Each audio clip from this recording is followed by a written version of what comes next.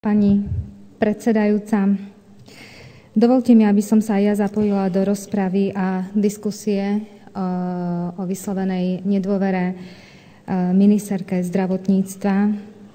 Ja viem, že je zvykom už porovnávať vlastne tie moje prejavy s tým prejavom, ktorý možno novinári nazvali legendárny. Legendárny možno preto, že on naozaj vzplánul pod vplyvom emócie, ktorú tu v takej istej podobe cítim a zažívam aj dnes.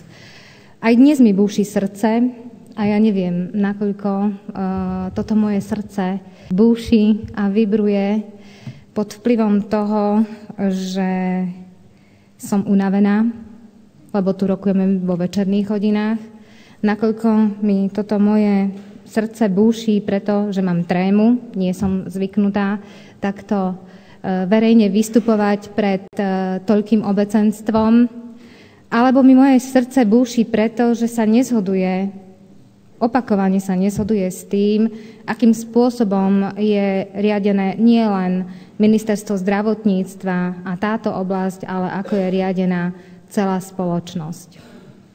Ako iste viete, ja som iniciovala a spustila som petíciu na vyslovenie nedôvery celej vláde, pretože aj toto dnešné podujatie a toto dnešné odvolávanie, respektíve vyslovenie nedôvery ministerke zdravotníctva považujem iba za takú súčasť alebo taký výsek toho, s čím nevyjadrujem spokojnosť nielen ja, ale aj občania, ktorí čoraz väčšej miere reagujú na to, čo sa v tejto krajine deje. Aj táto dnešná akcia, toto rokovanie je len odleskom ďaleko hlbších a širších nedostatkov, ktorými naša spoločnosť aj riadenie žije. Je to len prejav ďaleko širších súvislostí a nedostatkov, na ktoré v tomto parlamente narážame. Či už je to nekoncepčnosť, alebo je to nesystémovosť riadenia, nekontinuálnosť, nekonzistentnosť, ľahkovážnosť a neľudskosť v prístupe pri tvorbe spoločenských noriem a pravidiel, podľa ktorých sa ako ľudia našej krajine máme riadiť. Veľmi ma mrzí, že biorytmus a tep tohto parlamentu a vlády neusmerňujú a neurčujú ľudské potreby, spoločenské potreby, spoločenská objednávka, ale že biorytmus a tep činnosti parlamentu, legislatívnej činnosti, ako aj činnosti vlády je určovaný uzávierkami a dohodami vlády, politikov s rôznymi lobistickými a záujmovými finančnými skupinami. Opakovane, aj v tomto prípade je to ukážka toho, ako tento parlament a celá legislatívna činnosť sa podriaďuje nie tomu, čo potrebujú ľudia, dokonca ani nie určenému plánu legislatívnych úloh, ale tomu, kedy, ako a v akom rozsahu je dojednaná tá, ktorá lukratívna biznismenská zakázka, objednávka. Keď sa to prejavilo v energetickej oblasti, tak som si povedala, no veď viete, veľmi to mnou pohlo, ide o 100 milióny. Ide o 100 milióny, ktoré sú prihrávané tým, ktorí sa topia v miliónoch, na úkor tých, ktorí bojujú o holé prežitie a zo dňa na deň to majú čoraz horšie a horšie. Dnes si ale hovorím, áno, ide o 100 milióny, ale v princípe nejde o také hodnoty, akými sú ľudské životy.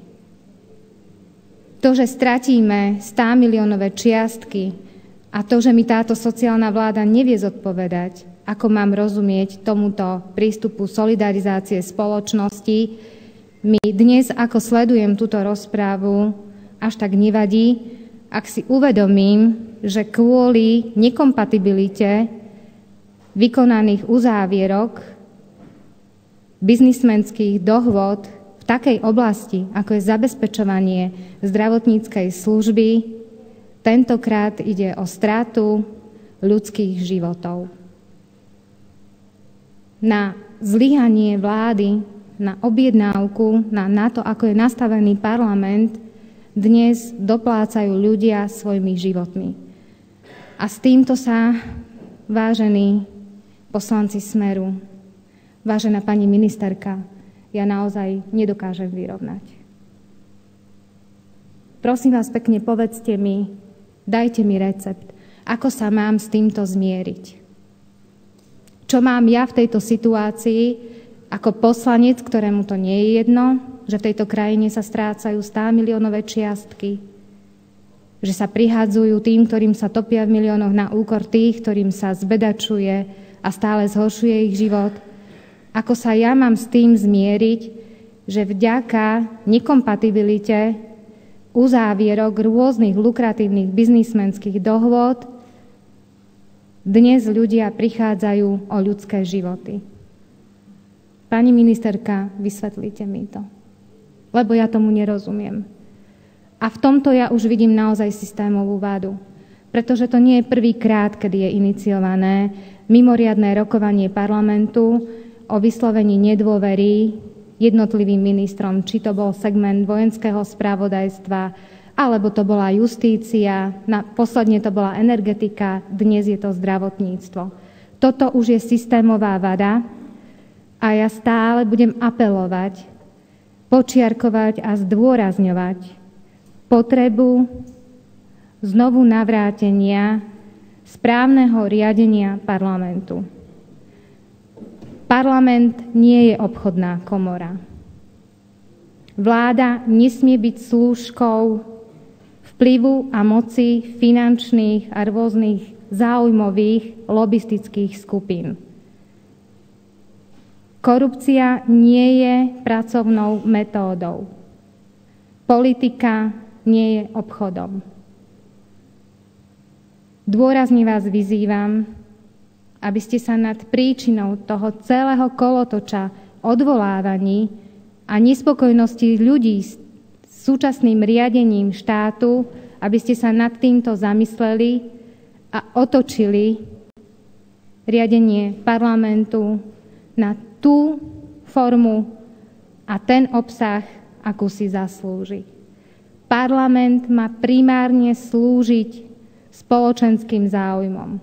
Má slúžiť záujmom a potrebám našich občanov, našich ľudí.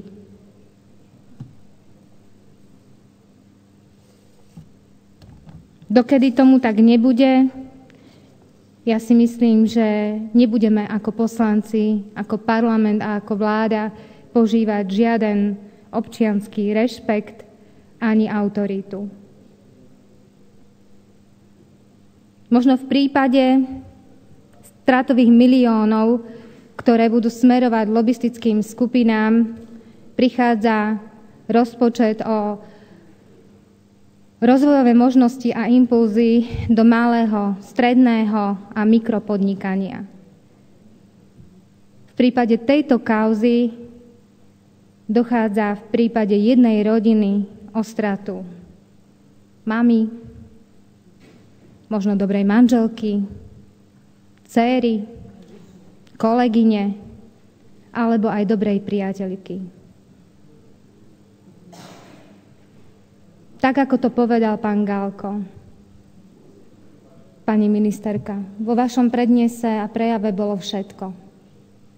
Boli čísla, boli grafy, boli výsledky doterajšej činnosti a to najdôležitejšie, čo by vyvrátilo akúkoľvek moju pochybnosť a čo by ma ukľudnilo, že naozaj ste človekom na správnom mieste, to najdôležitejšie vo vašom prejave chýbalo. A to je ľútosť, empatia a cit pre zodpovednosť. Ďakujem.